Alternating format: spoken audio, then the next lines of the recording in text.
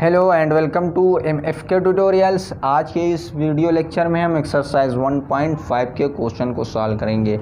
तो हमने एक्सरसाइज 1.5 के इंट्रोडक्शन पार्ट को कवर कर लिया था, जिसमें हमने बताया था कि कॉम्प्लीमेंट ऑफ ए सेट होता क्या है।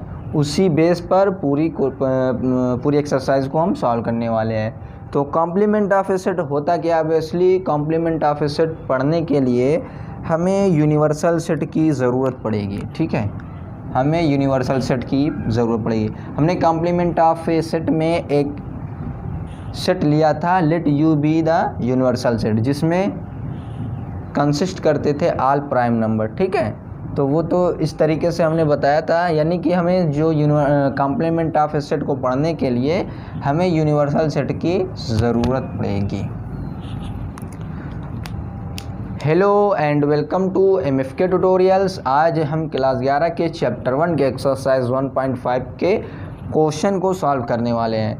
हमने एक्सरसाइज 1.5 के इंट्रोडक्शन पार्ट को उसमें कवर कर लिया था कि कॉम्प्लीमेंट ऑफ ए सेट होता क्या है। तो उसमें हमने बताया था, कुछ आपको याद होगा कि हमने उसमें एक सेट लेट किया था, late U be the universal set. यानी कि कॉम्प्लीमेंट ऑफ ए सेट को पढ़ने के लिए हमें सबसे मस्ट जो सबसे ज़रूरत चीज़ पढ़नी होगी यूनिवर्सल सेट। यानी कि इसका ये कॉम्प्लीमेंट ऑफ ए सेट तभी पूरा होगा जब यूनिवर्सल सेट होगा। ठीक है, किसी भी सेट का कॉम्प्लीमेंट अगर निकालेंगे तो आप पूछेंगे sir what is universal set. ठीक है, अदरवाइज़ अगर यूनिवर्सल सेट नहीं है तो आप कॉम्प्लीमेंट ऑफ ए सेट नहीं निकाल सकते। ठीक है, तो जो यूनिवर्सल सेट मानेंगे और ए सबसेट होगा यू का। ठीक है, और फिर इसी जो सबसेट होगा उसी का हम कॉम्प्लीमेंट निकालेंगे, जिसको हम ए डैश से रिप्रेजेंट करते हैं। ठीक है, तो इसमें देखिए यू यूनिवर्सल सेट है और ए सबसेट है यू का। ठीक है, देख लो यहाँ पर ए सबसेट है यू का। ठीक है, और बी भी सबसेट है यू का एंड सी भी सबसेट है यू का। ठीक है, तीनों इस तरीके से। तो हमें निकालना है क्या? सबसे पहले ए डैश निकालना है। इसमें 2-3 बता देंगे, बाकी आप खुद से सॉल्व कर सकते हैं। बहुत ही आसान है, कुछ है नहीं, बस आपको देखना है कि यूनिवर्सल सेट यानी कि कॉम्प्लीमेंट ऑफ ए सेट निकालना आता है कि नहीं। थोड़ा बहुत सॉल्व कर लेंगे, बाकी कुछ है वही नहीं। ठीक है, तो चलिए ए डैश पूछ रहा है व्हाट इज़ ए डैश। ठीक, तो हमारा ए इक्वल टू क्या है? ए इज़ इक्वल टू है 1 2 3 एंड 4।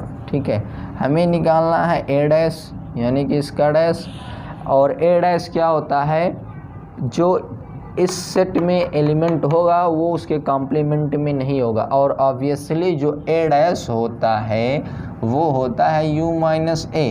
ठीक है, u माइनस ए। ठीक, आप इस तरीके से भी निकाल सकते हैं, यानी कि ए का सारा एलिमेंट हम ए डैश में नहीं लिखेंगे। 1 2 3 4 5 1 2 3 4 5 1 2 3 4 5 को छोड़ते हुए 5 6 7 8 9, ये हमारा हो गया complement of A. Similarly B dash भी निकाल लेंगे। ए यूनियन सी का होल डैश देख लेते हैं, ए यूनियन सी का होल डैश। ठीक है, सबसे पहले ए इज इक्वल टू क्या है? ए इज इक्वल टू हमारा है 1 2 3 and 4 union B is equal to क्या है? 2 4 6 8। What is A union and A union B? तो 1 2 3 4 6 एंड 8, ये हमारा क्या आ गया है? A union C is equal to 1 2 3 4 6 8। ठीक है, अब हमें क्या निकालना है? ए यूनियन सी का कॉम्प्लीमेंट, ए यूनियन सी का कॉम्प्लीमेंट। ठीक है, यानी कि हो जाएगा 1 2 3 4 6 एंड 8 का कॉम्प्लीमेंट। ठीक है, यानी कि अब इसके लिए यूनिवर्सल सेट पूरा ये है, तो 1 2 3 4 5 6 8 इस सेट में है। तो ये जो हमारा यूनिवर्सल सेट देखते हुए, यानी कि यही तो obviously A dash is equal to U minus A होता है। अगर इस पूरे की बात करें तो A union C dash is equal to U minus A union C हो जाएगा। ठीक है, तो इसमें से जब हम घटाएंगे तो निकल कर के आएगा 1 तो छोड़ देंगे, 2 भी छोड़ देंगे, 3 भी छोड़ देंगे, 4 भी छोड़ देंगे, 5 लिख लो, 6 छोड़ो, 7 लिख लो, 8 को छोड़ दो, 9। यानी कि जो ए यूनियन सी का कॉम्प्लीमेंट आ गया 5 7 9। सिमिलरली आप इसको भी कर सकते हैं, इसको भी कर सकते हैं, एंड एज इट इज़ इसको भी कर सकते हैं। नाउ अब हम देखेंगे व्हाट इज़ नेक्स्ट क्वेश्चन। ठीक है,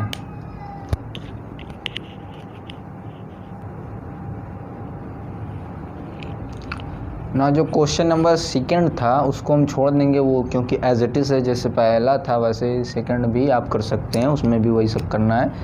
तो क्वेश्चन नंबर 3 कह रहा है, इसमें नेचुरल नंबर को यूनिवर्सल सेट लिया है और हमको ये लिखना है इन सारे सेट का हमें composite set complement of a set लिखना है। ठीक है, तो यहाँ पर जो x पहला है, x such that x is even natural number. x क्या है? इवन नेचुरल नंबर, यानी कि ये जो हमारा सेट है 1 2 इवन नेचुरल नंबर 1 3 2 4 6 8 ऐसो 1। ठीक है, ये इवन नेचुरल नंबर है। जब इसका हम कॉम्प्लीमेंट निकालेंगे तो आ जाएगा 1 3 5 7 ऐसो 1, यानी कि ये जो सेट मिल जाएगा x such that x is an odd natural number. ठीक है, similarly x is odd natural number है, तो जब हम इसका कॉम्प्लीमेंट निकालेंगे तो ये आ जाएगा x such that x is even natural number. ठीक है, इसका जब हम निकालेंगे x is a positive multiple of 3, यानी कि इसका जब हम कॉम्प्लीमेंट निकालेंगे तो x such that x is not positive multiple of 3। ठीक है, अरे भाई ये क्या पूरा ये नेचुरल नंबर का सेट है, ये पूरा जो यूनिवर्सल सेट ले रहे हैं 1 2 3 4 इस तरीके से ये पूरा नेचुरल नंबर का सेट ले रहे हैं। तो जब हम ये इवन नंबर की बात करेंगे 1 3, अब इवन नंबर से जब हम इसको घटाएंगे u माइनस ए करेंगे इस सेट को, इसका कॉम्प्लीमेंट निकालेंगे तो जो इस सेट में नहीं है वही रहेगा, यानी कि जो ए में नहीं होगा वही सेट होगा, यानी कि x is odd natural number. Similarly वही घटाते जा रहे हैं। यहाँ पर कह रहा है x इज़ प्राइम नंबर, ये वाला देखिए क्या है, x such that x is prime number, तो ये हो जाएगा x such that x is composite natural number along with x is equal to 1। देखिए भैया, इस पूरी क्वेश्चन को ज़्यादातर समझने के लिए आपको अगर नंबर सिस्टम की बढ़िया जानकारी, तो आप आसानी से इसको सॉल्व कर सकते हैं। ठीक है, now next is x such that x is natural number divisible by 3 and 5। तो इसका जब हम कॉम्प्लीमेंट निकालेंगे तो x such that x is natural number, x is natural number which is not divisible by 5 and 3 and 5। ठीक है, 3 and 5। ठीक, फिर कह रहा है x such that x is perfect square. x perfect square को उसमें जब निकाल देंगे तो x is not perfect square, x such that x is not perfect square. Similarly इसके बाद नेक्स्ट जो था उसको हम स्किप कर दिए हैं, x इज़ परफेक्ट क्यूब था, जब हम उसका कॉम्प्लीमेंट निकालेंगे तो x is not perfect cube. देखिए ये वाला है, ये कह रहा है x such that x plus 5 is equal to 8, यानी कि ये हो जाएगा, जब इसको हम सॉल्व करेंगे x plus 5 is equal to 8, यानी कि x is equal to 8 minus 5, x is equal to आ गया 3। ठीक है, जब हम इसका कॉम्प्लीमेंट निकालेंगे तो हो जाएगा x such that x belongs to natural number and x not is equal to 3। ठीक है, यानी कि इसमें यानी कि ये यही तो सेट बना 3, ये सिंगलटन 3 बना। जब इसका हम कॉम्प्लीमेंट निकाल देंगे तो नेचुरल नंबर का पूरा सेट होगा लेकिन 3 नहीं होगा। ठीक है, सिमिलरली यहाँ पर जब हम आएंगे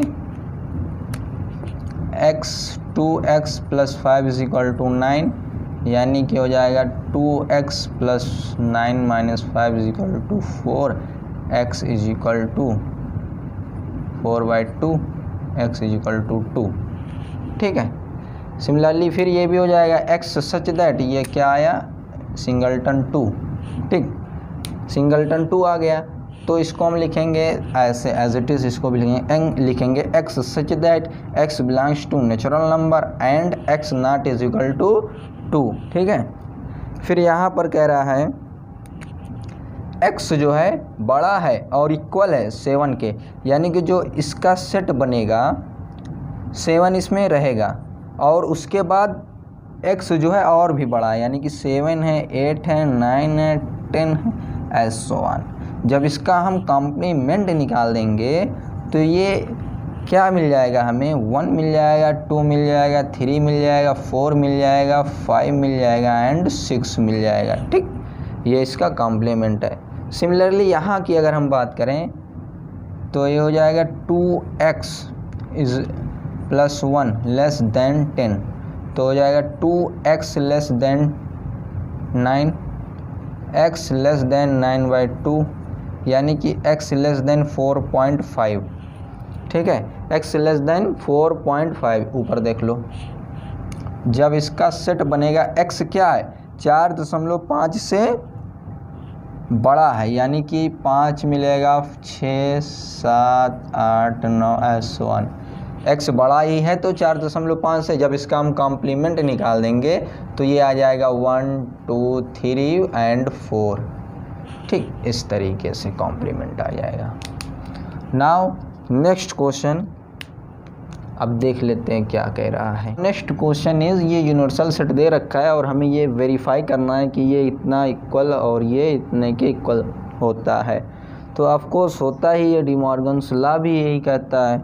तो चलिए देख लेते हैं, वेरीफाई कर देते हैं, ये वाला वेरीफाई कर देते हैं। ठीक है, A union B first of all पहले निकाल लो। ठीक है, A is equal to what, 2, 4, 6 and 8, union B is equal to what, 2, 3, 5 and 7। ठीक है, 2, 3, 5 एंड 7। ए यूनियन भी हो जाएगा 2, 3, 4, 5, 6, 2, 3, 4, 5, 6, 7 एंड 8। ठीक है, और ए यूनियन बी का जब हम कॉम्प्लीमेंट निकालेंगे तो हमें मिलेगा व्हाट, ये 1 हो जाएगा, 2 छोड़ेंगे, 3 छोड़ेंगे, 4, 5, 6, 7, 8 सब छोड़ते 9 को लिख देंगे। तो ये ए यूनियन बी का कॉम्प्लीमेंट हमें ये मिल गया। ठीक है, 19। अब हम निकालेंगे ए का कॉम्प्लीमेंट और बी का कॉम्प्लीमेंट, फिर दोनों का इंटरसेक्शन ले लेंगे। ठीक है, तो ए क्या है, ए इज इक्वल टू 2, 4, 6, 8। तो ए का जब हम कॉम्प्लीमेंट निकालेंगे तो हो जाएगा 1, 2, 3, 4 को छोड़ो 5, 6 छोड़ो 7, 8 छोड़ो 9। ठीक है, और बी का जब हम कॉम्प्लीमेंट निकालेंगे तो 2, 3, 5, 7 को छोड़ देंगे, 2, 3, 5, 7 को छोड़ते हुए 1, 2। ठीक है, बी का कॉम्प्लीमेंट 1। ठीक है, 2 को छोड़ो, 3 को छोड़ो, 5 को छोड़ो, 4 को लिख ले, 4 यहाँ है ना। ठीक है, यानी कि 2, 3, 5, 7 को हमें छोड़ना है, 1, 4, 6, 8, 9। ठीक है, तो ए डैश इंटरसेक्शन बी डैश क्या होगा। ठीक है, यहाँ पर 1 कॉमन है, 1 आएगा, और 4 नहीं, 6, 3, 8 कुछ नहीं 9 कॉमन है, यानी कि ये क्या आ गया, ये वेरीफाई हो गया। ठीक है, यानी कि ए यूनियन बी का whole dash is equal to A dash intersection B dash is equal to 1, 9। ठीक है, सिमिलरली ये भी हम कर लेंगे। ठीक है, नाउ नेक्स्ट क्वेश्चन की तरफ हम बढ़ते हैं, देखते हैं next question. Now next question कह रहा है कि draw appropriate diagram for each of the following. इन सारे का में क्या बनाना है, डायग्राम बनाना है। ठीक है, तो ये लेट कर लेते हैं। ये हमारा यूनिवर्सल सेट है, ठीक है, ये हमारा क्या है, यूनिवर्सल सेट है, और ये सेट ए है और ये सेट बी है, ठीक है। तो जो इसका ए यूनियन बी हो जाएगा, ए यूनियन बी, ये पूरा हो जाएगा ए यूनियन बी, ठीक है, ए यूनियन बी ये पूरा हो गया, ठीक है। और ए यूनियन बी का डैश्ड यानी कि ये जो ये वाला एरिया है, यही क्या हो जाएगा, ए यूनियन बी का डैश, ये क्या हो जाएगा हमारा, ए यूनियन बी का डैश हो जाएगा, ठीक है, ए यूनियन बी का डैश, ए यूनियन बी का होल डैश। ये पूरा यू है, यू में से इतने को जब हम सब्सट्रैक्ट करेंगे, निकालेंगे, तो यही तो एरिया, यही तो पोर्शन, शेडेड पोर्शन बचेगा, ठीक है। देख लीजिए, चेक कर लीजिए, यही बचेगा, ठीक है, और कुछ बचने वाला नहीं है, ठीक। और ये हमारा क्या, ए यूनियन बी है। अब हम जानते हैं by De Morgan's law, bye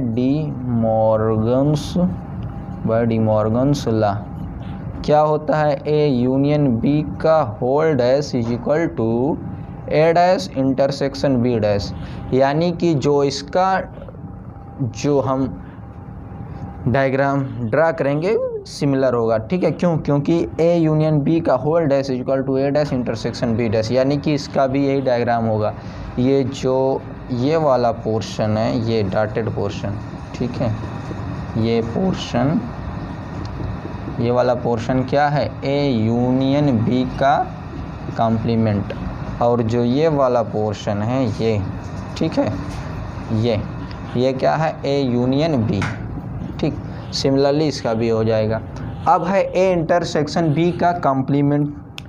now ये हमारा यूनिवर्सल सेट हो गया, ठीक है, ये यूनिवर्सल सेट हो गया, ये ए और ये बी, ठीक है। तो जो ए इंटरसेक्शन बी होगा ये वाला पोर्शन होगा, ठीक है।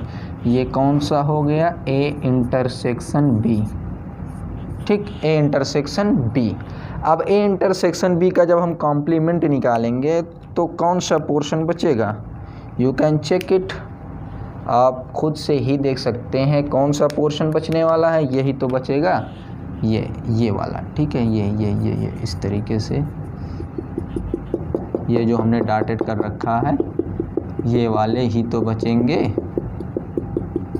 कि और कुछ बचेगा, ठीक है। तो ये क्या हो जाएगा, ये वाला पोर्शन, यानी कि जो हमारा ये निकलेगा ए इंटरसेक्शन बी का कॉम्प्लीमेंट है, ये कौन सा पोर्शन है, डॉटेड पोर्शन, और जो ए इंटरसेक्शन बी है वो कौन सा पोर्शन है, ये वाला पोर्शन, ठीक है। अब बाय डिमॉर्गन्स लॉ हमें फिर पता है, क्या पता है, ए इंटरसेक्शन बी का होल कॉम्प्लीमेंट होता है, ए का कॉम्प्लीमेंट यूनियन बी का कॉम्प्लीमेंट। नाउ सिमिलरली इसका भी फिगर होगा, ठीक है, इसका भी सिमिलरली फिगर ड्रा कर सकते हैं, ठीक है। नाउ अब हम बढ़ेंगे नेक्स्ट क्वेश्चन की तरफ। Now next question is let U be the set of all triangle in a plane, ठीक है। प्लेन पर, इस मान लीजिए पूरा प्लेन है, इस प्लेन पर जितने भी ट्रायंगल बनेंगे वो सबको एज अ यूनिवर्सल सेट लिया गया है। फिर कह रहा है if A is the set of all triangle with at least one angle different from 60 degree, यानी कि जो यूनिवर्सल सेट का सबसेट होगा वो ऐसा सेट होगा जिसमें कम से कम एक एंगल डिफरेंट फ्रॉम 60 डिग्री हो, ठीक है, कम से कम एक एंगल, ठीक है। तब पूछ रहा है व्हाट इज इट एज, ठीक, कम से कम एक एंगल डिफरेंट फ्रॉम, एक भी हो सकता है, दो भी हो सकता है, तीन भी हो सकता है। हम पहले करेंगे if no angle difference from 60 degree, ठीक है, कोई एंगल जो है उसमें डिफरेंस फ्रॉम 60 डिग्री नहीं है, ठीक है, मान लिया। तो इस तरीके से हमारा हो जाएगा, ये 60 डिग्री, ये भी 60, ये भी 60 डिग्री, ठीक है।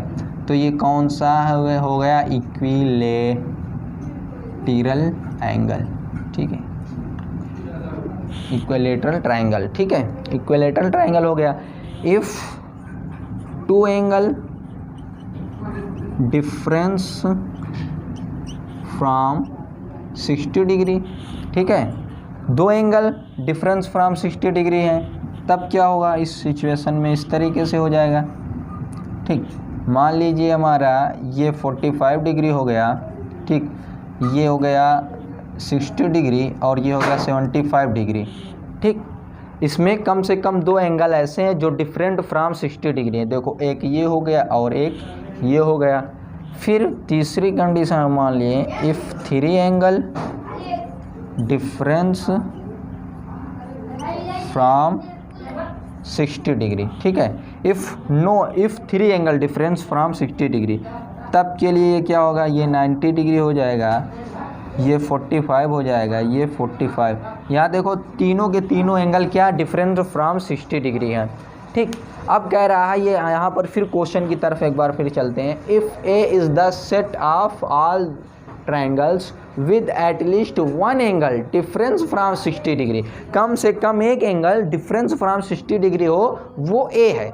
यहाँ एक भी हो सकता है, 2 भी हो सकता है, 3 भी हो सकता है। तो यहाँ पर देख लो ये दोनों है कि नहीं, डिफरेंट फ्रॉम 60 डिग्री, ये दोनों है, यानी कि ये हमारा क्या हो गया, ए हो गया। ठीक, और पूरा जो यूनिवर्सल सेट पर ट्रायंगल बन रहा है, ये भी बन रहा है, वो भी बन रहा है, और इसके अलावा भी बन रहे हैं, तो वो ये और ये हमारा क्या हो जाएगा, ये हो जाएगा ए डैश, यानी कि पूरे में से जब इसको निकालेंगे यही तो बचेगा, ये हो जाएगा ए डैश। तो हमारा जो ए डैश होगा, A dash is equal to will be set of all triangle, will be set of all triangle is equal to 60 degree. ठीक है, या इसको हम इस तरीके से लिख सकते हैं, a is equal to A dash is equal to A dash will be set of A dash will be set of equilateral triangle. यही तो है, A dash will be set of equilateral triangle, तो ये हमारा हो जाएगा ए dash. ठीक है, यही हो जाएगा सेट ऑफ इक्विलेटरल ट्राइएंगल। ठीक है, तो अब जो क्वेश्चन नंबर 7 है वो बहुत ही आसान है, आप उसको खुद कर सकते हो। उसमें कुछ प्रॉपर्टी है, आप जब NCERT बुक खोलेंगे ऊपर आपको some property of complement of a set में मिल जाएगा, तो उसको आप पढ़ लेंगे, वो भी समझ में आ जाएगा। तो आज के इस वीडियो में यहीं तक रखते हैं। अगर आप लोगों को कहीं नहीं समझ में आया है तो कमेंट सेक्शन में पूछ सकते हैं, और आप अगर समझ में आया तो आप हमारी वीडियो को लाइक कीजिए, शेयर कीजिए और सब्सक्राइब करना ना भूलें।